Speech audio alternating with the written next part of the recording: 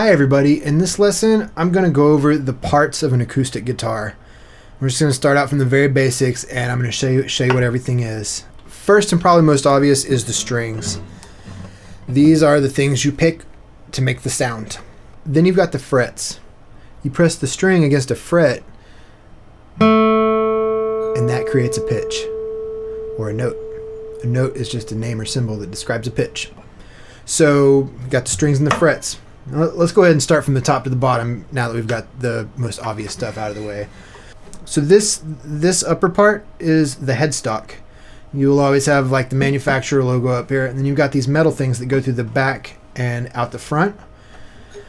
These are called machine heads. The whole thing is called a machine head. It consists of, there's some gears in here. This thing is the tuning key, and then this thing is usually called the tuning peg or the post. There's different kinds.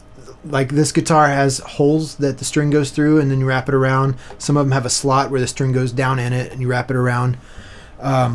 Some of them will have the gears exposed in the back and others won't. But those are the machine heads, or you just call them the keys, the tuning keys.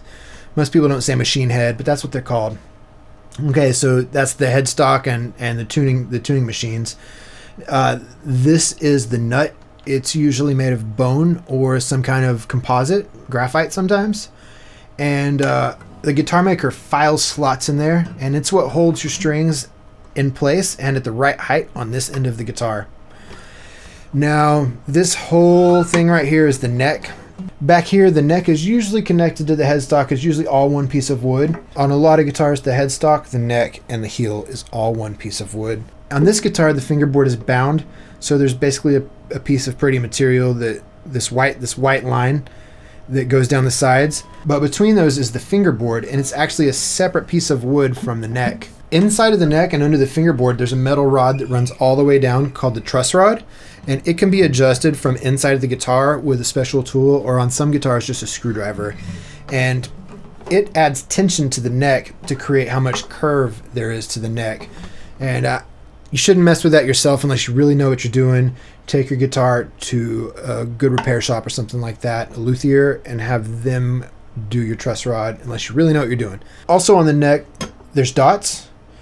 This Martin has dots in weird places. Normally it's one dot on the 3rd, one dot on the 5th, one dot on the 7th, one dot on the 9th, 2 dots on the 12th, a dot on the 15th, 17th, 19th, and 21st if it goes that high. That's where the dots are usually at.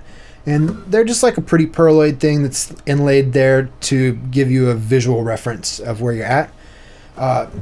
Normally there'll be dots on the top of the neck as well, in the binding, or right in the wood if it doesn't have binding. So you've got the headstock, the tuning machines, the neck, the fingerboard, it's got binding, the frets, the fret markers, there's a truss rod in there, strings.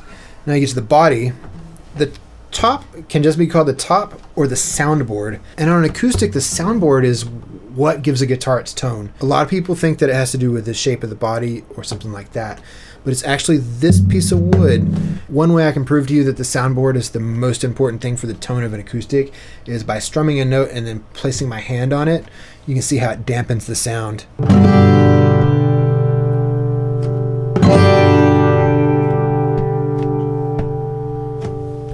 The vibrations of the soundboard is the tone of a guitar. Everything else in the body is there to project the sound of the soundboard. And the strings connect to the soundboard through the bridge. So let's talk about the bridge. This is the bridge, and this is the saddle. The saddle is always set at a perfect angle so that the length of the strings are the length they need to be for the 12th fret to be the middle point of the string. Inside of the acoustic, there's normally another piece of wood behind the bridge. These are the bridge pins. They hold the strings in there, and they usually go through the bridge into another piece of wood that's below there. Underneath the soundboard or the top, there's bracing that stabilizes the whole thing. There's also another type of bracing that goes on the inside all the way around to hold the sides on. Usually the sides are a different wood than the top, and sometimes they're a laminate wood, sometimes they're not. This is the back of the guitar. It's just called the back. This has a 3-piece back. It's 3 pieces of wood. Other guitars is 1 solid piece. Most acoustics, I think, are 2-piece backs. Now, some guitars will have a strap button right here on an acoustic. This guitar does not.